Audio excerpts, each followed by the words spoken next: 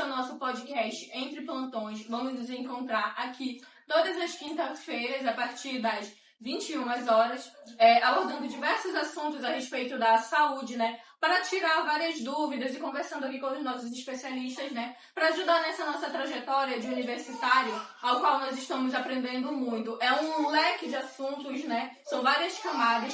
E hoje nós vamos abordar um dos assuntos principais, né? Para começar logo esse primeiro episódio do podcast, que é a saúde dos adultos e dos idosos, né? Aqui nossos especialistas, eles vão cada um abordar, né, um pouco, porque nós sabemos que é muita coisa e nós temos um tempo, né?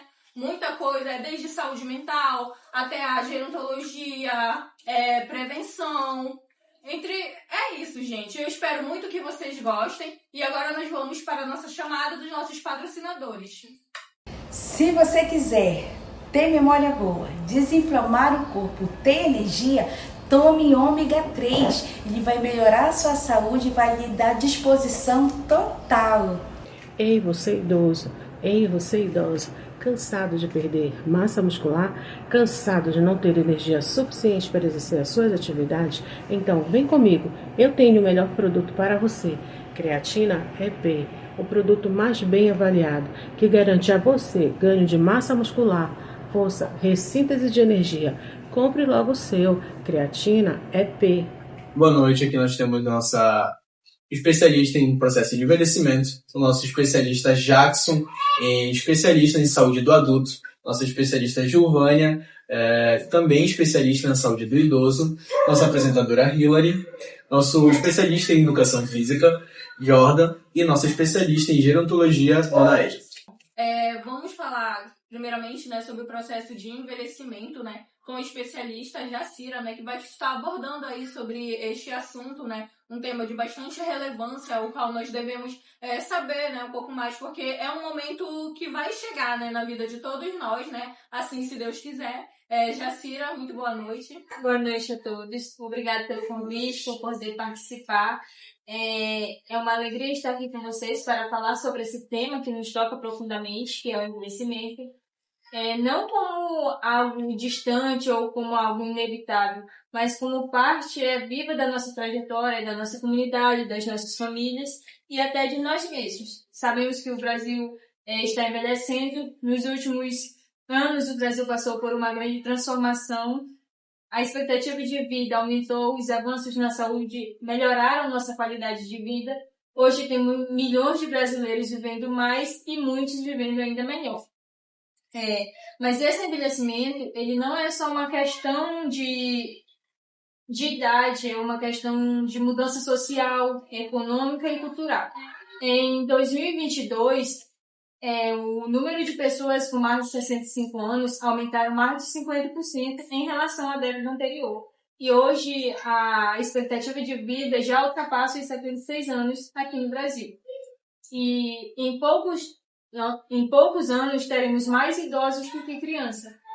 Isso significa que nós precisamos nos preparar para essa mudança, não só com mudanças de políticas públicas, mas a forma como nós olhamos para a velhice.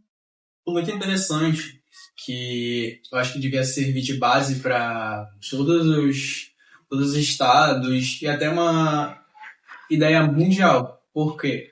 Porque aqui não, em Minas Gerais, no município de Alfenas, eles têm um programa lá que é um NAT, que foi um projeto de extensão que universitários fizeram para integrar justamente a população idosa participar, ter uma dinâmica a mais na sua rotina e participar do processo de ensino-aprendizagem. Porque eles têm tanto coisa para ensinar como fator história, cultura para os jovens, quanto eles têm para aprender sobre a atualidade. Isso foi um projeto muito interessante. É uma troca entre gerações, isso, né? É uma troca justamente de conhecimentos. E assim, com base nos dados, ele ajudou muito a melhorar na questão do retardo de atrofia cerebral.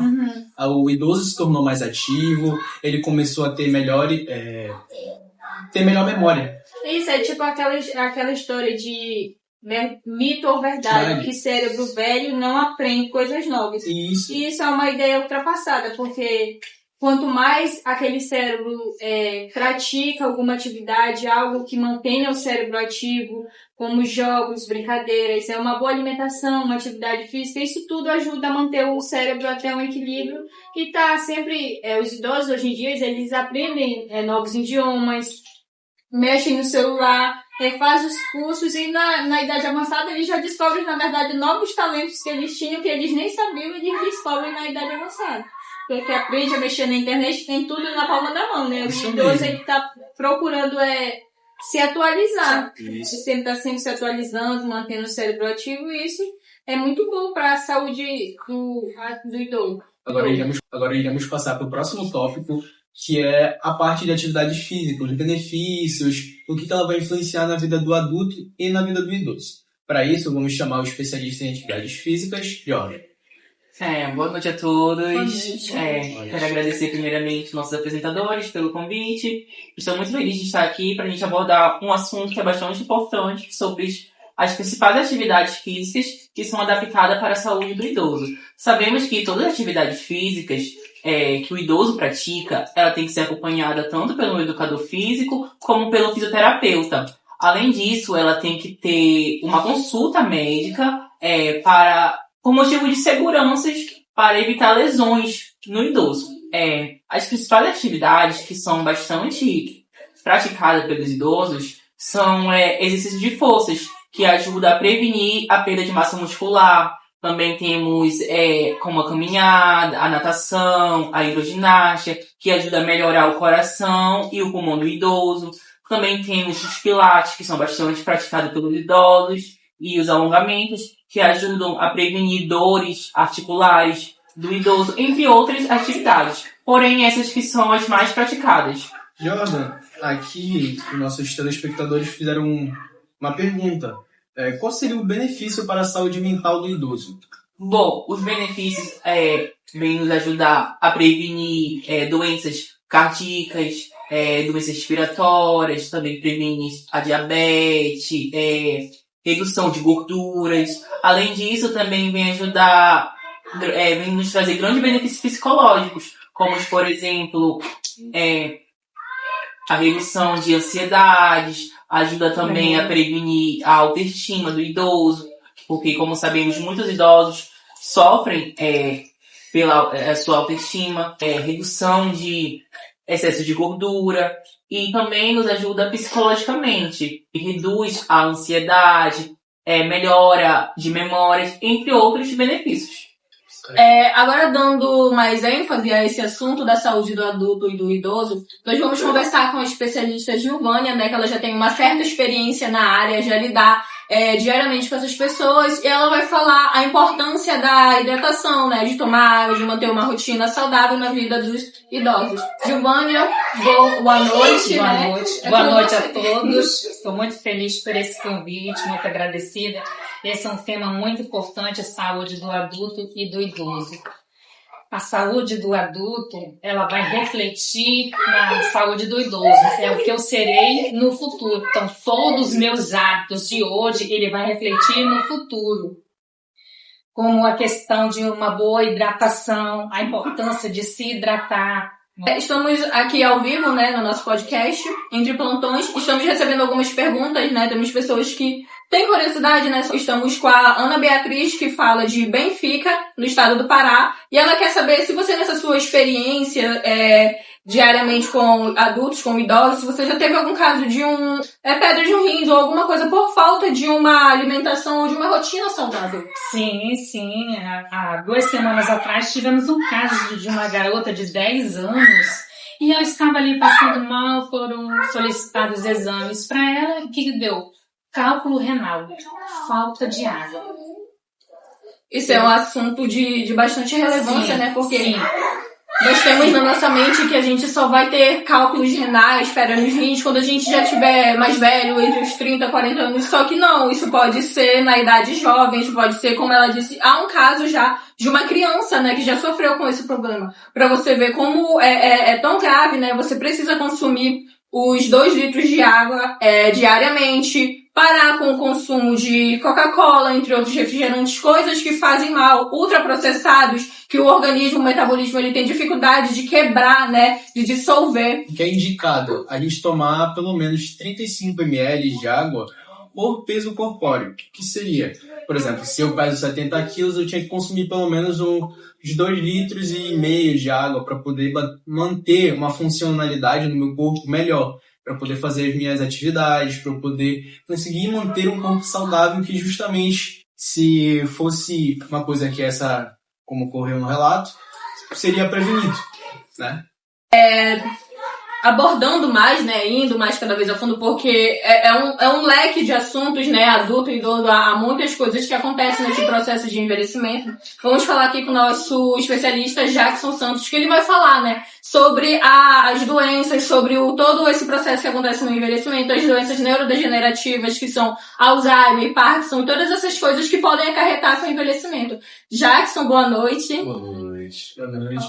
É um prazer estar com vocês. É sempre um prazer estar aqui no Entre Plantões. É uma maravilha poder comentar sobre esses assuntos que são de importância social muito grande.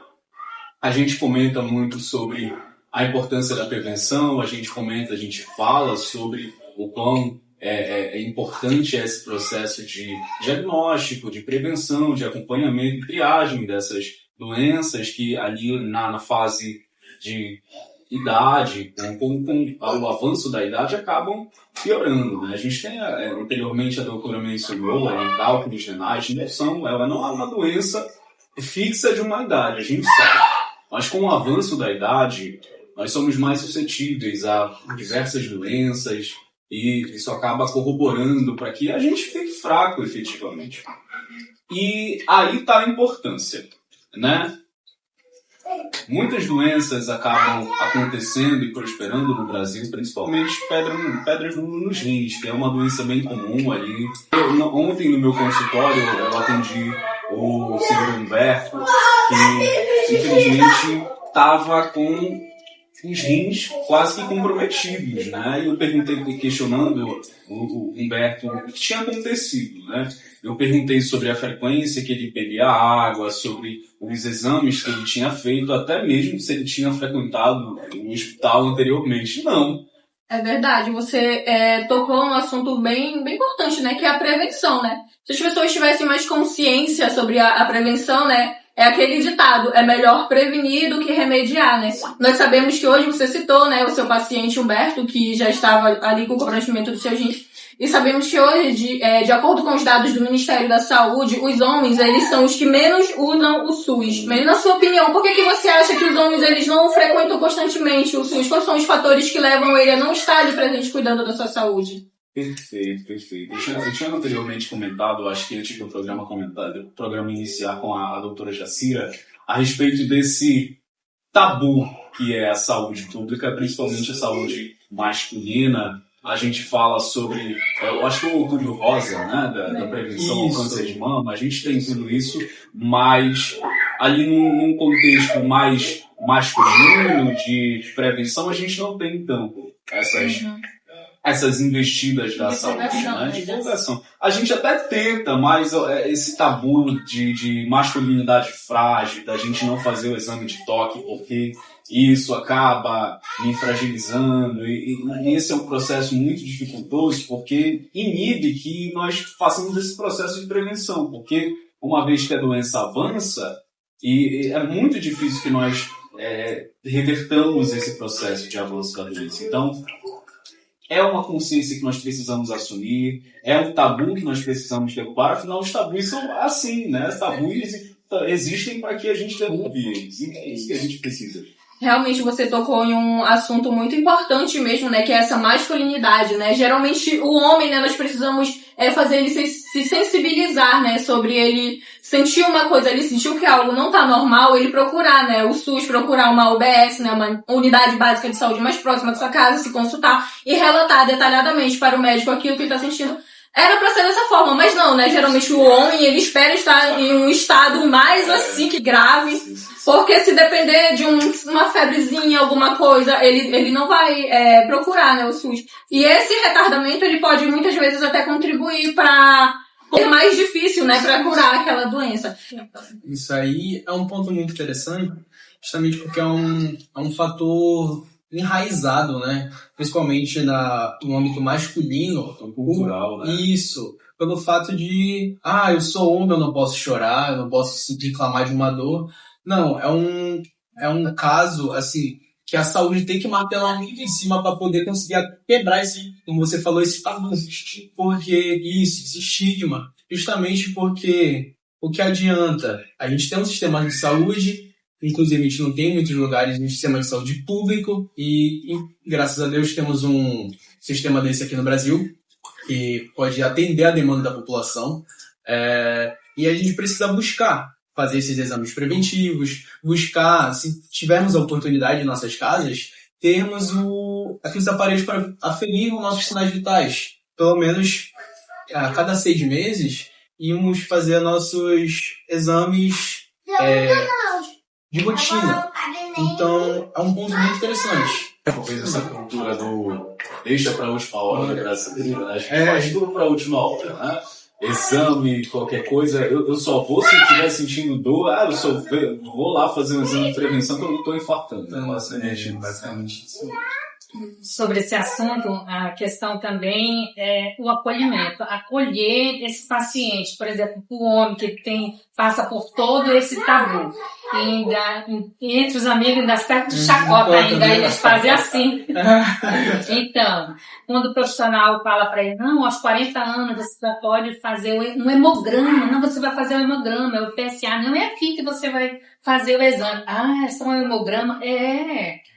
Então, justamente aí entra a enfermagem. Fala do exame de próstata, a pessoa já pensa que...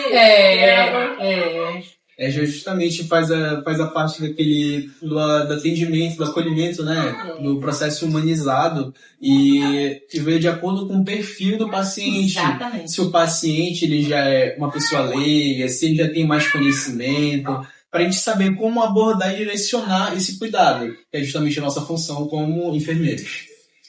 Agora, vamos passar para a nossa especialista em gerontologia, dona Edna.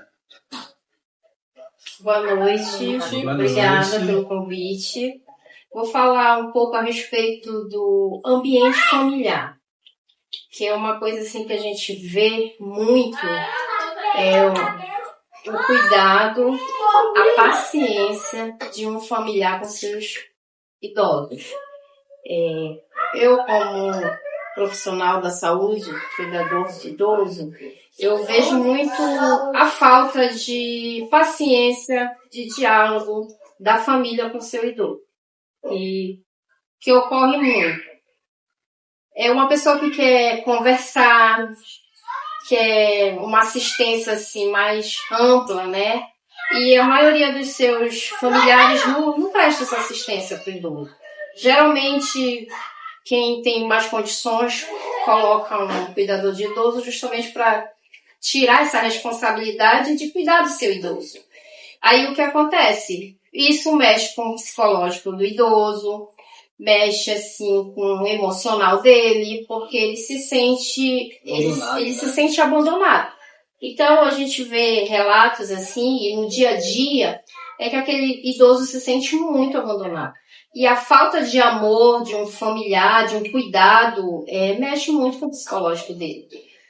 Às vezes o idoso ele chega a ter aquela parte assim de perda de memória. Então isso, a falta do amor familiar, do cuidado, cada vez vai dificultando no caso, o idoso ele fica mais fechado, ele fica mais deprimido. Se isola, né? Porque se isola. Ele acaba se isolando. A verdade é essa. Ele fica sem contato familiar, então parece que aquilo para ele acabou. E isso traz assim uma dificuldade muito grande. Esse idoso não reage, de certa forma, ele não reage. Isso é um detalhe muito importante, porque às vezes um idoso ele tem 4, 5, 6 filhos, mas só um se prontifica a levar para o hospital, a cuidar em casa, porque a maioria deixa de lado. Então, essa falta de amor, de humanização de uma família com idoso é que leva eles a ficar mais debilitada. Bom, gente, é isso. Esse foi o nosso podcast de hoje. Se você gostou, se inscreve no canal, deixe seu joinha aí. Muito obrigado pela sua atenção. Boa noite. Tchau.